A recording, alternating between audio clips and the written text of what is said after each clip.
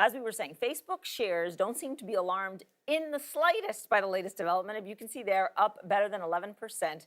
I want now you to weigh in on this. Please go to cnn.com/join. I want to hear from you. Our question today is, would you consider quitting Facebook? I'm going to ask you again. Anybody here in the studio going to give me an answer on that? Look at this. It's silence. I'm getting silence, people. No, no Facebook login is required. We'll discuss the results in a moment. And I want all of you on the record as well. Rana Foroohar, CNN's global economic analyst and a columnist at the Financial Times. Who recently quit Facebook. They're sick of me telling them I have never been on Facebook, ever, in my life. I identified it as a security risk early on in my career. Having said that, Rana, you identified 2018 as the tech lash. I'm going to read your editorial back to you. You said, this is a company that was so desperate to protect its top leadership and its business model that it hired a shadowy PR firm that used anti-Semitism as a political weapon. Indeed. And here we are. But here's what I say to you. It worked. Their user base continues to grow. They are a very large, formidable platform. They are. And they say they're doing their best. They are. It's interesting. I mean, Sheryl Sandberg came out and said, look, this last quarter has proved that not only can we add people to combat some of the fake news issues, we can fight regulators, and we can grow at the same time. But I tell you something, I think this year is really going to be the turning point, because at the same time that you have all this good news happening with the Facebook shares, you have Senator Mark Warner, for example, Democrat in the U.S., coming out and saying he's crafting new legislation to try and put a price on data so that people know the value of what they're giving away.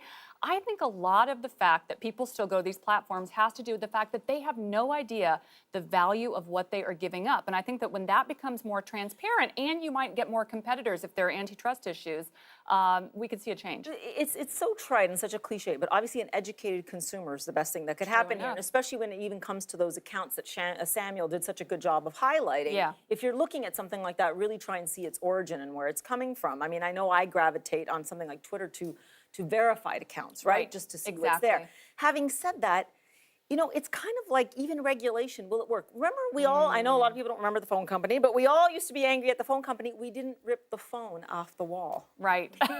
You know? That's what's happening here, Anna. You know, it's true. But again, I'm going to go back to this idea of competition. A lot of people see the privacy issues posed by Facebook and Google and the like, and the competition issues in two separate baskets. I actually see them as being together. And I think that as you get US and EU regulators really boring down and probably bringing some antitrust cases against these companies, it'll be like, if you remember 20 years ago when Microsoft was under fire, the US went after Microsoft for antitrust issues. That actually allowed space for Google to be born. I think that you're going to see new companies being born as these come under more pressure. And that they will have some competition. I think they will, and I think even amongst the giants, you already see companies like Apple and IBM starting to compete on privacy and using data protection and privacy as a competitive advantage. So I think that this issue's out there. I think you're going to see a lot of action this year. One of the things some people have pointed out, though, and if you give Facebook the benefit of the doubt, they say they are trying their best. They are leveraging everything that they have at this right now. You're skeptical. Well, I'm skeptical because the fundamental business proposition is still tracking everything you do and monetizing it. It's surveillance capitalism. You know, I mean, this is a whole new area. And by the way, it's not just the platform tech companies that are in it. Almost every business these days is trying to track what you do, from, say, a Starbucks to a Johnson & Johnson. I mean, your sneakers have chips in them. You know, data is the new oil. And so I think that all the things you're seeing right now that Facebook is coming under pressure for, you're going to see broader numbers of companies facing these pressures.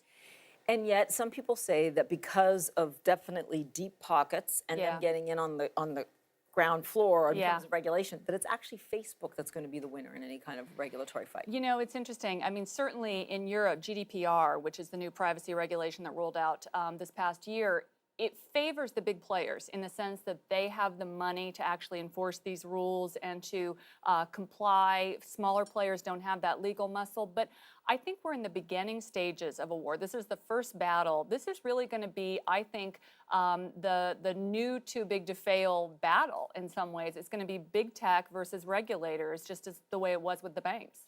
One difference, I have yet to see the consumer outrage. We have to go, but what do you think? You think we'll see it? I think we're going to see an Exxon Valdez of privacy, probably around kids and games. Good point.